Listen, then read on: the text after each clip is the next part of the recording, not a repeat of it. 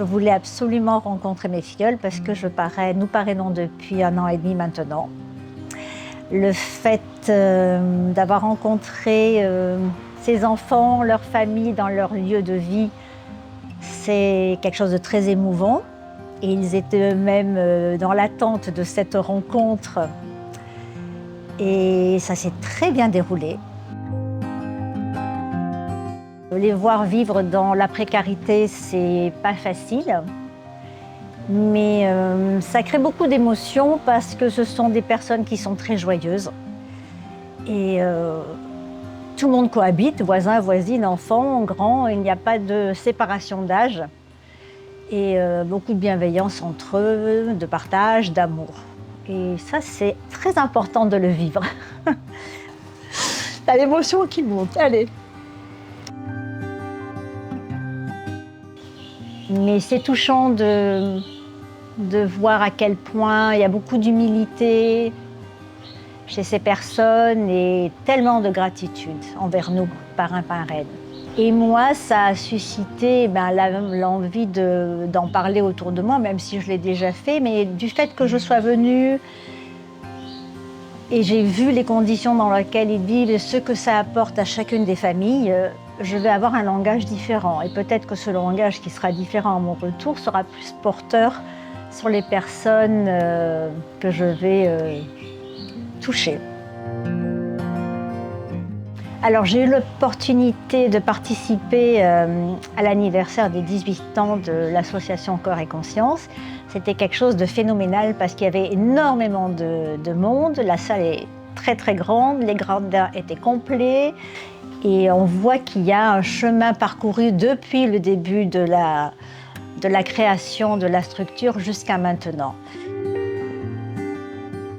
Alors le fait d'avoir assisté à cet anniversaire m'a permis vraiment de poser les actes parce que ce qui est fait à travers toutes ces valeurs universelles, donc ça y est, c'est ancré en chacun d'entre eux. C'est vraiment ce que l'on ressent, ce que j'ai ressenti. Alors j'ai eu l'occasion de rencontrer la génération Cœur et Conscience.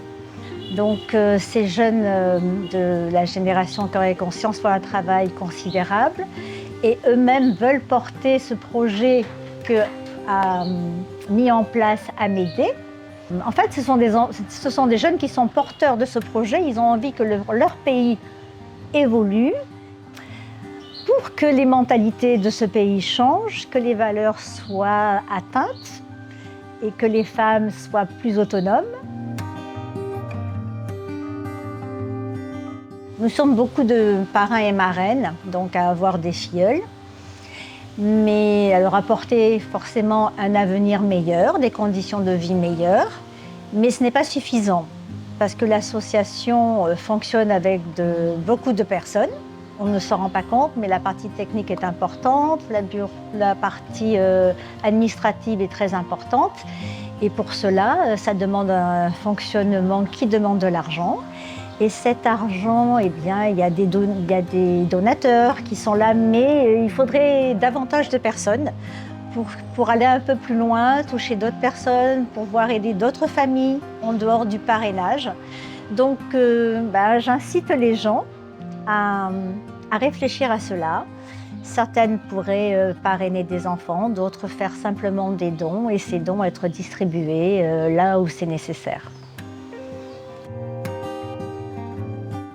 Pourquoi soutenir l'association Cœur et Conscience est important pour moi, pour mon mari, parce que quand on vit de façon facile, où les soucis ne sont pas les mêmes que les personnes ici ou dans d'autres pays, eh bien on se dit que donner un petit peu de notre temps, un petit peu de notre argent, ça peut faire évoluer les mentalités et changer le monde en général. Se dire que je suis une personne intéressante, ça donne de l'espoir à celle-ci et ça donne envie d'aller au-delà et aussi à son tour d'aider les autres. Voilà, c'est promouvoir l'entraide, la bienveillance, l'amour, le respect de chacun d'entre nous.